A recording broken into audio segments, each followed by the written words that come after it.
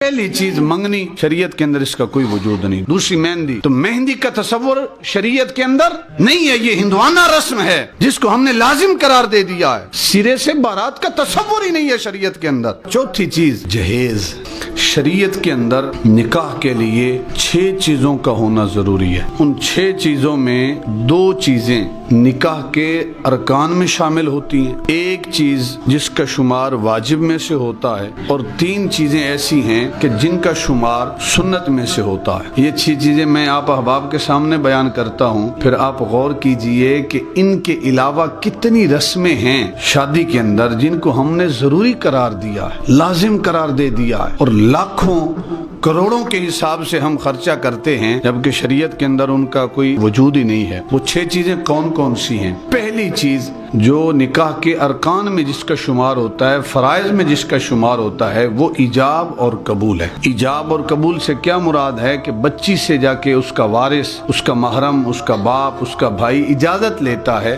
कि बेटा तेरा निकाह हम फला मर्द से करना चाहते हैं, फला लड़के से करना चाहते हैं, तेरी रजा है इसमें? बच्ची कहती है जी मैं राजी हूँ, तो बच्ची की तरफ से इजाब हो जाता है। फिर वो वालिद आके वकील बनता है और इमाम साहब लड़के को निकाह कबूल करवाते हैं। वहां से इजाब हुआ, यहाँ लड़के ने कबूल किया। ये बेसिकली एक ही शुमार होती है, इजाब और कबूल। ये पहला रुकन है निकाह का। अगर ये ना हो तो निकाह होता नहीं। दूसरी जो चीज है वो है कि जब इजाब और कबूल हो तो वहाँ 2 गवाहों की मौजूदगी जो है ये भी निकाह के अरकान में से है। यानी मर्द और औरत, लड़का और लड़की कहें कि हम खुद निकाह करना चाहते हैं और गवाह नहीं हैं तो उनका निकाह हो सकता नहीं। तो ये 2 चीजें जो हैं, 2 गवाहों का होना और इजाब और कबूल, ये 2 अरकान में से हैं। तीसरी चीज वो हक मार है, वो वाजिब है। उस हक मार के बदले जो लड़की है वो लड़के के लिए हलाल हो रही होती है। 3 चीजें हो गई, 2 फराइज में से, 1 वाजिब में से, और 3 चीजें जो हैं वो सुन्नत। एक चीज है खुतबा निकाह, दूसरी चीज है जब निकाह हो जाए उसके बाद चुहारे या किशमिश तकसीम करना, तीसरी सुन्नत जो है दावत वलीमा जो है उसका इनेकाद किया जाए, ये भी क्या है?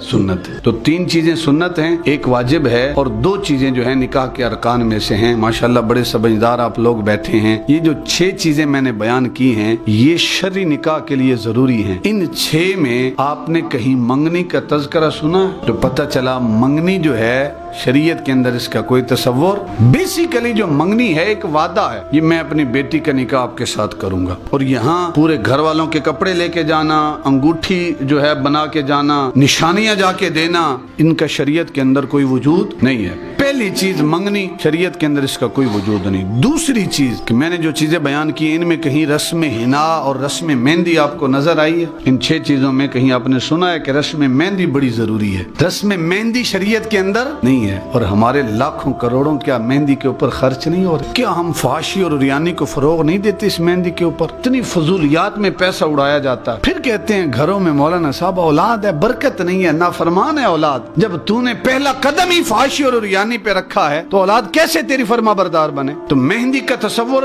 शरीयत के अंदर नहीं है, ये हिंदुआना रस्म है जिसको हमने लाजिम करार दे दिया है। पहली मंगनी, दूसरी मेहंदी, और तीसरी चीज जो 6 चीजें मैंने बयान की इनके अंदर कहीं आपको बारात का जिक्र मिला हो। और हमारे यहाँ क्या होता है, हमारे यहाँ वो कहते हैं जी 100 होना चाहिए, तो हम लेके जाते हैं 200। और शरीयत के अंदर जितने बंदों की दावत है उनसे ज्यादा लेके आप जाएंगे, उनका खाना खाना वहां पे हराम है, जायज नहीं है उनके लिए खाना खाना। अल्लाह के महबूब एक सहाबी की दावत पर तशरीफ लेके जाते हैं, दरवाजे पे दस्तक दी, अंदर से सहाबी रसूल ने दरवाजा खोला, कहा मुझे तो दावत थी, मेरे साथ एक मेरा गुलाम भी आया है, इससे दावत नहीं थी। अगर तेरी इजाजत हो तो ये अंदर आएगा, अगर तेरी इजाजत नहीं है तो मैं इसको वापस भेज देता हूँ। कौन इन बातों का ख्याल करे? सिरे से बारात का तस्वुर ही नहीं है शरीयत के अंदर। फिर अहबाब जी वकार चौथी चीज जहेज। इन 6 चीजों में कहीं जहेज का तज़किरा आपको मिला?